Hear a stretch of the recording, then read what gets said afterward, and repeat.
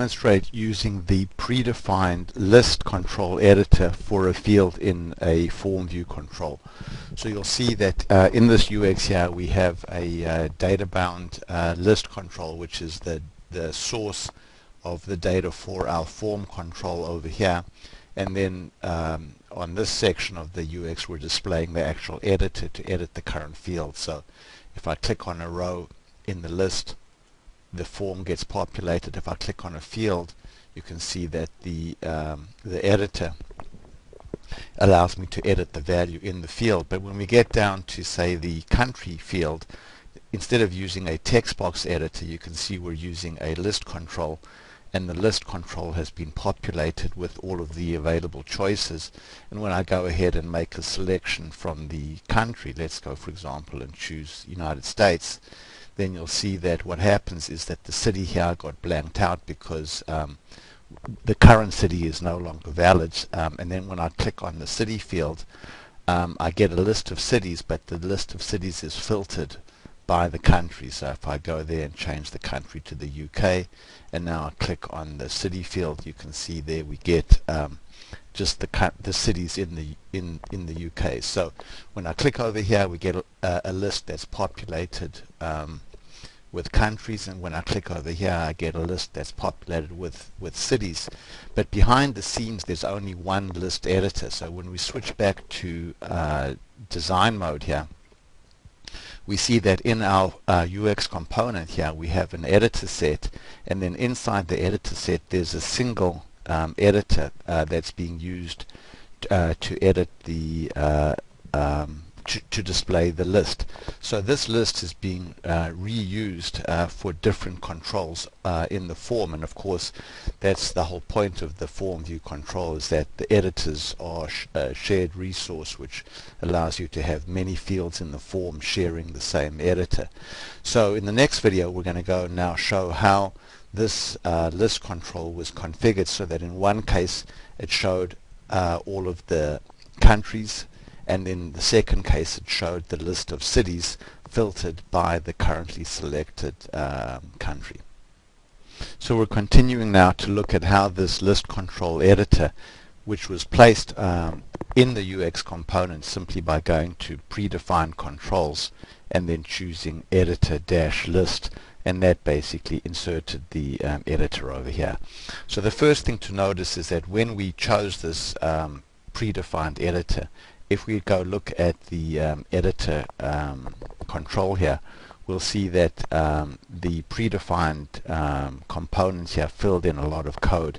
So it filled in the set value code over here, and this is doing the JavaScript here to actually configure the list based on the current field in the form that you're editing.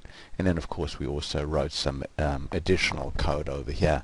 But notice that there's a property here called configuration settings, and currently it's just set to xbasic list configurator. So we'll describe what this significance of this is now. So let's go now into the form view builder itself and open up the form view and go to the fields tab, and we can see that, for example, customer ID is being edited using editor 1, as is company name, contact name, etc. But then when we get to the city field, we'll see that the city field is being edited using editor number 2, which of course was the list control editor, and country is also being edited using editor number 2.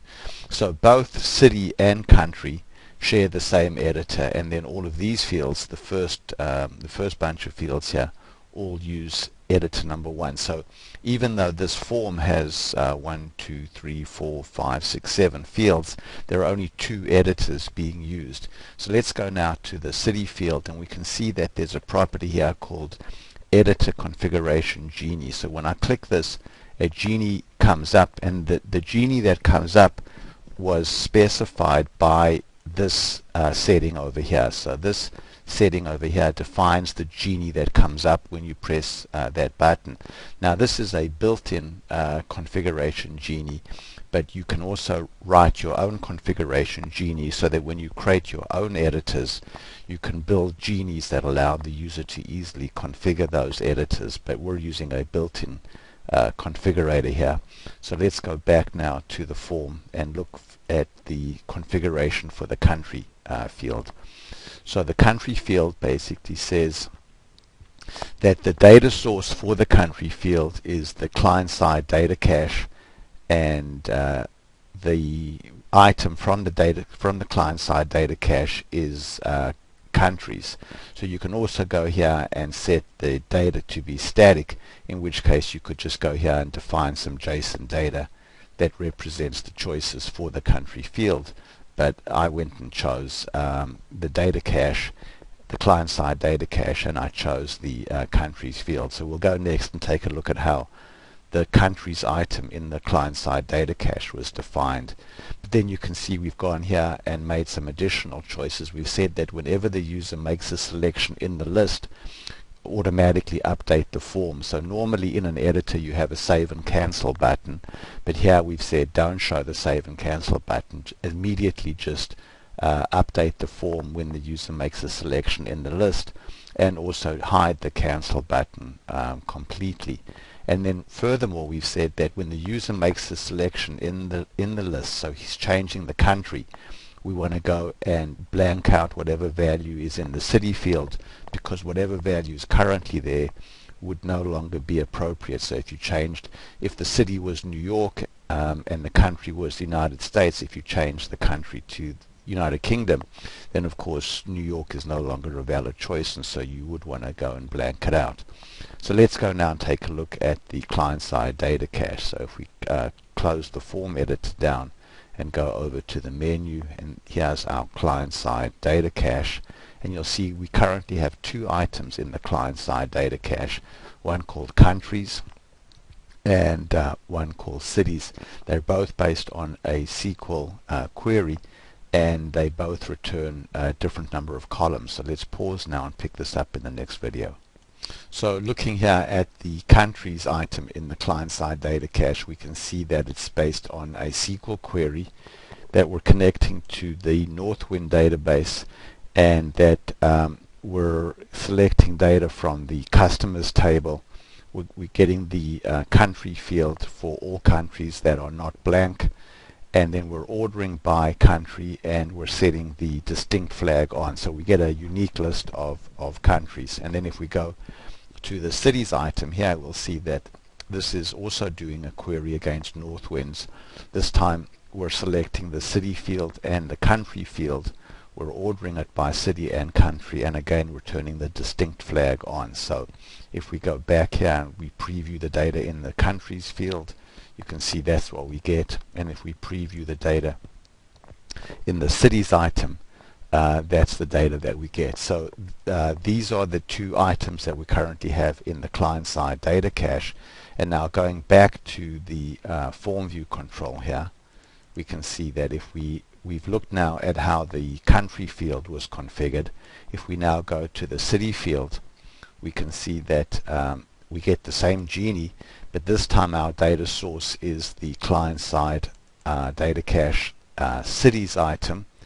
And since this item in the data cache has multiple columns, we can choose which columns to display in the list control. So currently we're just displaying city, but we could go and display more than one column if we want. And again, since this data cache item has more than one column, we need to specify what the return value is. So we've gone here and we've said that the return value is city.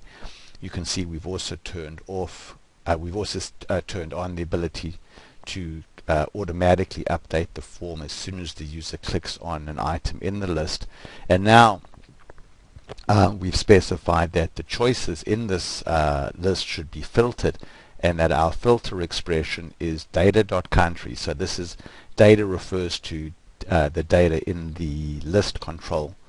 So this is the data that we're populating the list control with, and then form data.country is the value of the country field that was selected on the form. So we basically got a filter expression here that says only show records in the list if the data in the list matches whatever this property is. So if the country was set to the USA, when you click the city field, this filter will be data.country equals USA. If you were on Canada, then this filter would be data.country equals Canada. So now we've basically configured this the cities list differently than the countries list. So even though we only have one list control on the form, on the UX component here, when I go now and let's go here and click on country, so there's our list of countries, and then if I click on city, you can see now we see the list of cities, and we also see the country column because we turned on that second column. But of course this second column is redundant because every row is set to Germany. You know, if I go there to France and then click on country, on city, every row of course will be set to city. So let's go back now and turn off the second redundant column there. So we'll go there and turn off city. We don't want city, we just want country. But now let's go and turn on columns in the list and customize the title. So we can go there and we can say okay, we turned off the wrong column there, so let's go back here to columns to show. We want to show the city column, not the country column, and then go back to customize titles here, and we want to say cities, and then we'll go here and we'll say for selected country. So now we're customizing, we've turned on columns in the list and we've customized it. So let's go back now, and you can see now that when we click on I need to make it a little bit wider here. So if I click on the country, there's no title, but if I click on the city, you can see now we basically have a title turned on, and we've customized the title. So let's pause now and pick this up in the next video. So what we've shown so far is that when we click on country or when we click on city, basically in both cases we're using the same list control as our editor, but the list control behaves totally differently, and that's all done by using a configuration genie.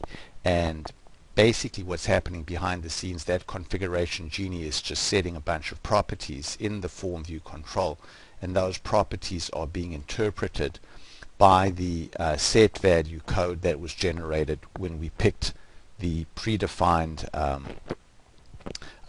list control editor from the list of defined controls. So all the real magic is happening over here in this set value JavaScript function that got written automatically for you.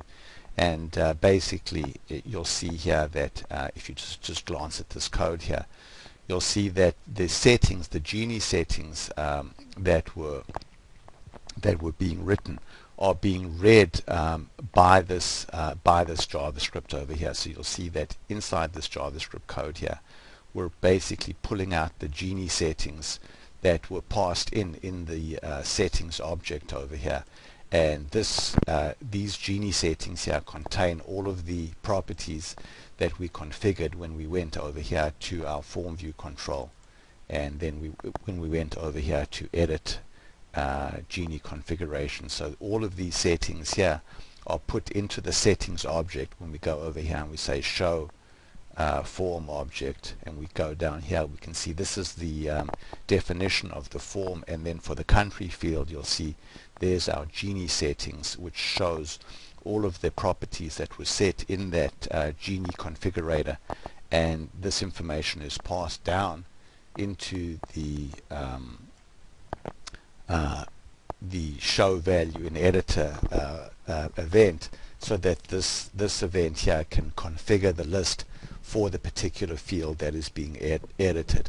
So what we've shown in this video is a really powerful concept, which is the ability to configure a shared editor so that this shared editor has very specific properties, very specific behavior to the field that you're currently editing. Thanks very much for watching.